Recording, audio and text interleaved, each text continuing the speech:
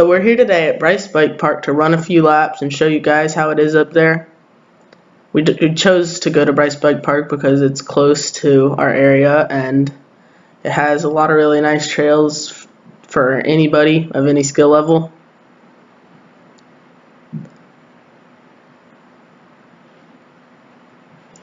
The trail you see here is Pickleback, which has a few big drops, but you can roll them. I think there's that huge step up there.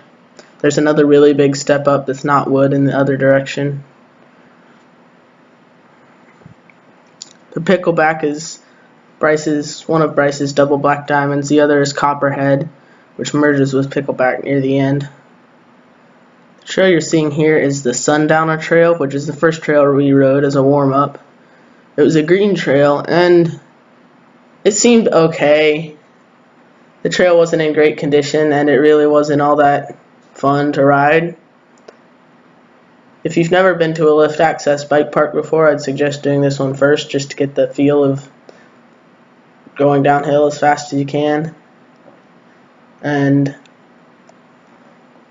it's a good warm up, but other than that, I wouldn't spend any more time on it than I had to.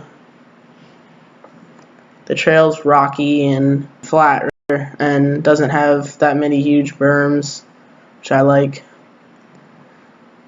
After going down this little intro section, you're going to hit the red-eye crossover. This whole time you'll be running parallel to Brew Through, which is Bryce's jump trail. It's an intermediate blue trail, really fun.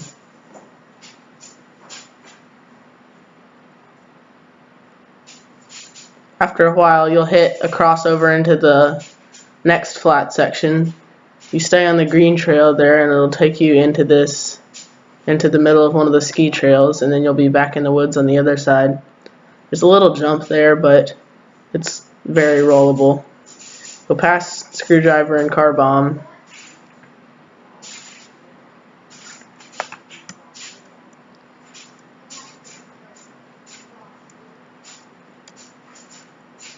Screwdriver is a blue trail, which is really fun. It's got lots of big berms and switchbacks. And Car Bomb is the black trail, which has mostly the same stuff, but a couple big drops that you have to jump off of, and at the end there's two big gap jumps and a whale tail, which is a jump in which you jump onto a platform, and then there's another jump at the end of the platform which jumps you off. You get into this little high bermed section, and it'll lead you all the way around in a 360 back under the Pickleback drop.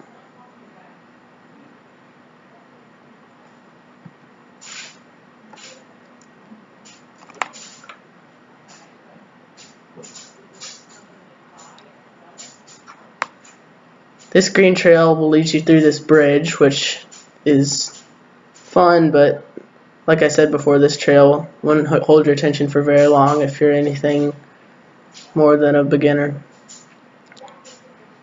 Then this will lead you under a Screwdriver ramp, which can be jumped off of. I'll show the video of Screwdriver later. It was one of my favorite trails.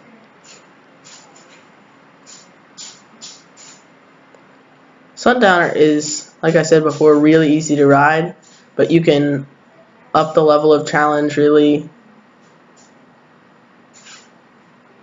by just riding it as fast as you can, and that's really fun to do, is just ride an easier trail as fast as you can and just totally bomb the thing.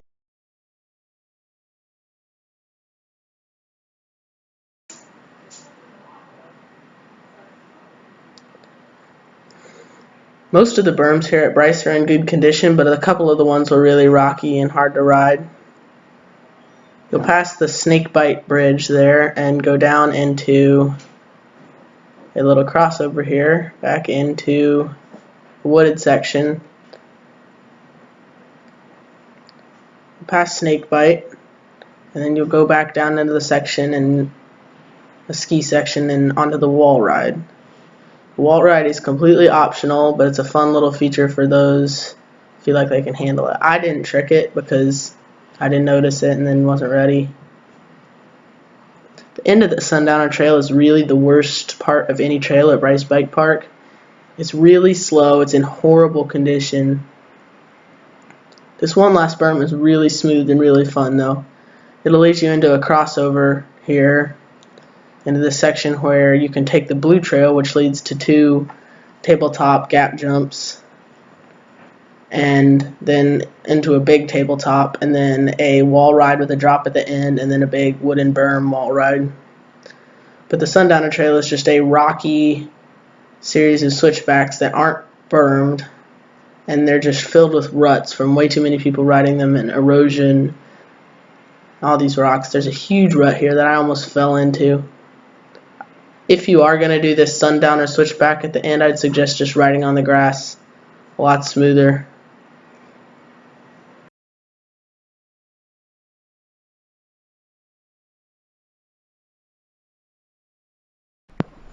So the next trail we went on was called Brew Through, and it's an intermediate jump trail. It's a blue trail that runs parallel to Sundowner for the first section of it, with lots of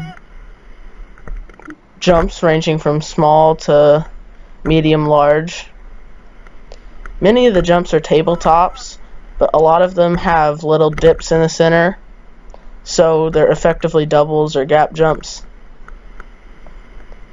The whole thing is rollable though, because the gap jumps, or doubles, or tabletops, whatever you want to call them, they're not steep in the middle, and you can just roll over it if you don't want to hit the jump.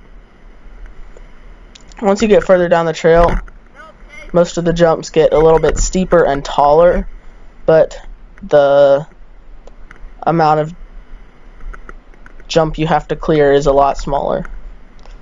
So after your first crossover, it'll lead you into this little section with berms in it. These berms will take you downhill and downhill.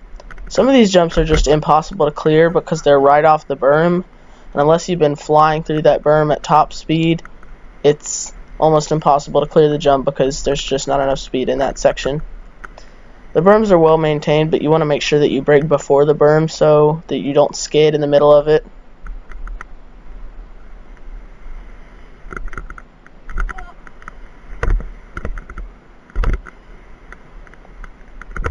This pattern of berm, few jumps in the middle, and then berm goes on for a while till you reach this snaky section, which will lead you into another berm that takes you further down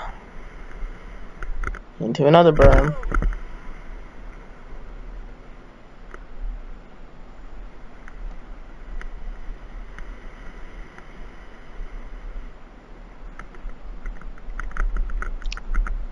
I would highly recommend renting a bike if you ever visit Bryce Bike Park and don't own an enduro or downhill bike of your own. You could ride Bryce Bike Park on a cross-country bike or a shorter travel trail bike, but you definitely want to... It's not expensive. This whole package is not expensive. You can get a great condition Trek Session or Trek Slash for the entire day for not much. And the rental fleet isn't cheap old bikes with old technology that you wouldn't want to take anywhere else. They're actually nice bikes, so I'd highly recommend renting one if you visit there and don't have a enduro or downhill bike. An all mountain bike will work fine too if you want to have longer travel. So this is the same berm. It merges with Sundowner here, but instead of taking the left here, I mean you can take the left too because they both lead into the same section, but you're going to go left here instead of taking the right into the Sundowner switchback.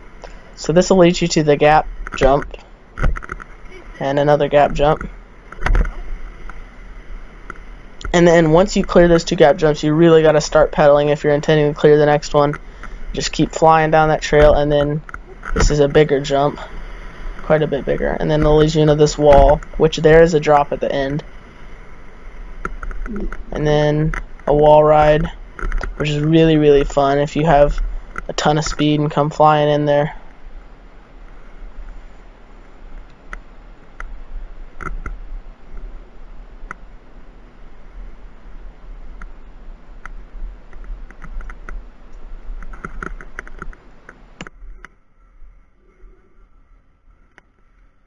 that was fun.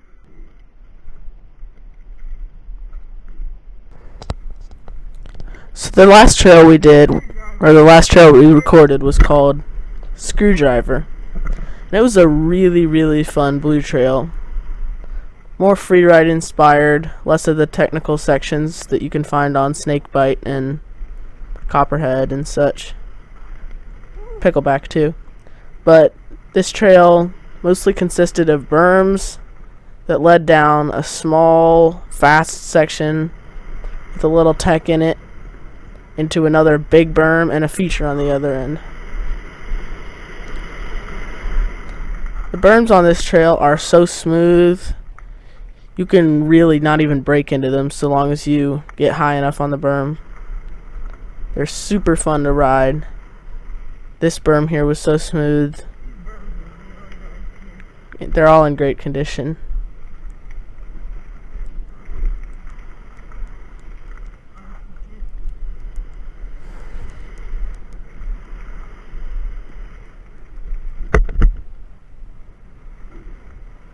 There are a few little features here that you can ride or you can choose not to ride.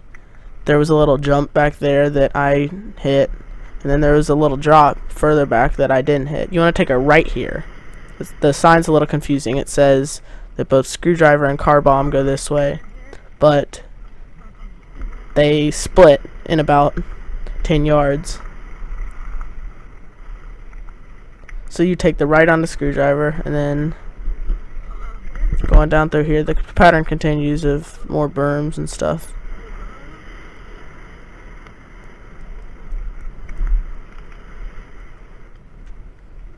I wasn't going all that crazy fast down this trail, but you could really make it so fun by just hammering it as fast as you could. There's a little drop on the next switchback. I didn't ride it because I was kind of surprised by it and wasn't ready to hit it. But you can totally fly off this. And it's rollable for those of you who are riding the trail but aren't confident enough to try the drop yet. Bryce is such a great place to go for anyone of any skill level because 99% of the features are rollable and 99% of the features are trickable. You can really just determine how hard you want to ride this bike park, so it will suit anybody. You'll cross the zipline path there. There's also zip lines at Bryce Bike Park. Or zip lines at Bryce Park, not Bryce Bike Park. But you're back on Snakebite now, into the switchbacks that you saw on Brew Through. This is the lower section of Snakebite. Brew Through doesn't go all the way to the bottom. You can either choose to connect to lower Brew Through through Sundowner or Snakebite, and we chose Snakebite because we didn't really know where to go. So like Brew Through, you turn right here and then left onto the trail with the gap jumps. I cased that on.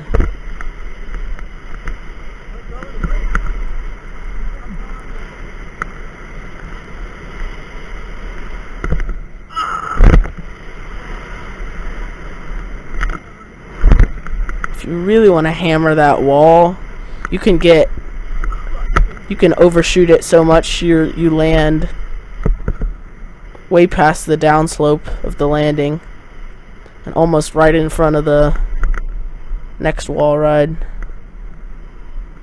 It's just a really fun trail.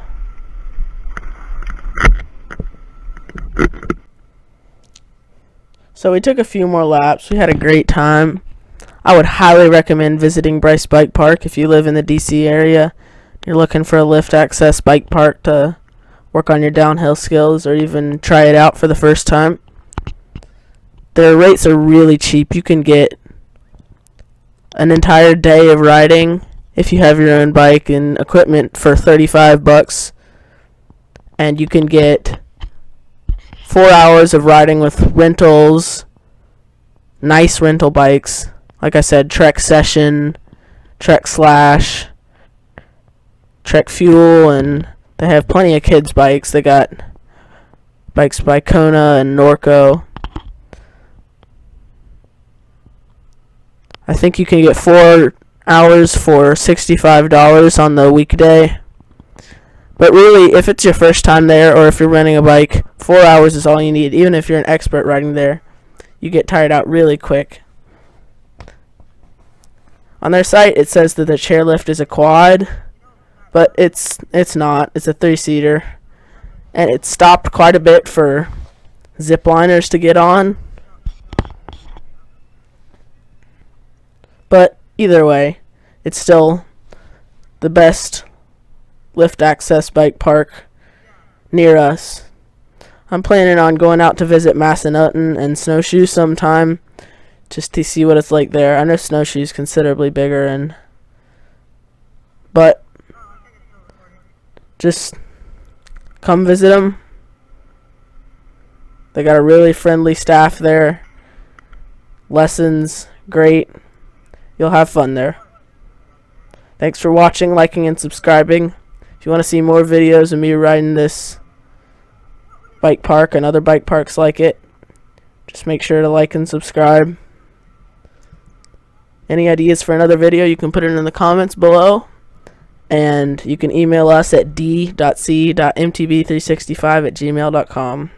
Thanks for watching. This is MTB365.